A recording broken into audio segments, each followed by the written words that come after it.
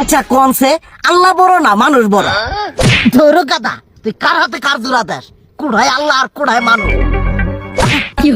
যেটা কবার কইছে ওইটা কন। আল্লাহ বড় না মানুষ বড়? আল্লাহই তো বড়। আল্লাহ বড়, তাহলে আল্লাহর কথা না হই না মানুষের কথা শুনেন কে? তুই কি কইতাছস? কি আর আল্লাহর কথা মানে না মানুষের কথা মানে? হ্যাঁ, কি আর মানুষের কথা শুনেন তাই না? আমনে যে ওই দিনকে ডায়াবেটিসের রোগ নিয়ে যে হাসপাতালে গেলেন, ডাক্তার আপনার কত কিছু খাবার না করলো, সব কিছু না খাই এখন চলতেছেন।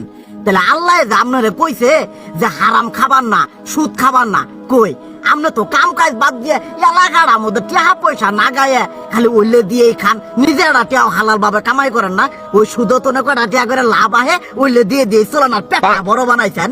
শুনেন একটা কথা কই, হারামের কোনোদিন আরাম নাই। হালাল পথে রুজি রোজগার করেন, প্রয়োজনে এড়া বেলা কম খায়েন, তাও শরীর পিণ্ডও ভালো থাকবো, কোনো রোগ বেদও হবো না, আরামও পাবেন, আল্লাহও খুশি থাকবো। তুই আমার এইভাবে বুঝাবি আগে কইলি না কে?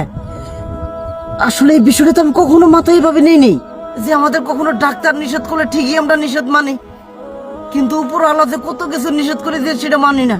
আর এই যে হারাম পথে টিয়া পয়সা কামাই করতেছেন, শরীরের মধ্যে দুনিয়া রোগ বেত হয়েছে, দেখা যাইতেছে যা টিয়া হারাম পথে কামাই করতেছেন তার তো বেশি টিয়া মনে করেন জ্বলে যাইতেছে গা বেশি। আজকের পর থেকে আমি আর এই হারাম সুদ খামো না, আমি হালাল পথে চলবো, হালাল টাকা পয়সা ইনকাম করবো। এতে করে যদি এক বেলা কমও খাইতে হয় তবুও খামো, তবু আমি আর এই হারাম পথে চলবো না। আচ্ছা ঠিক আছে।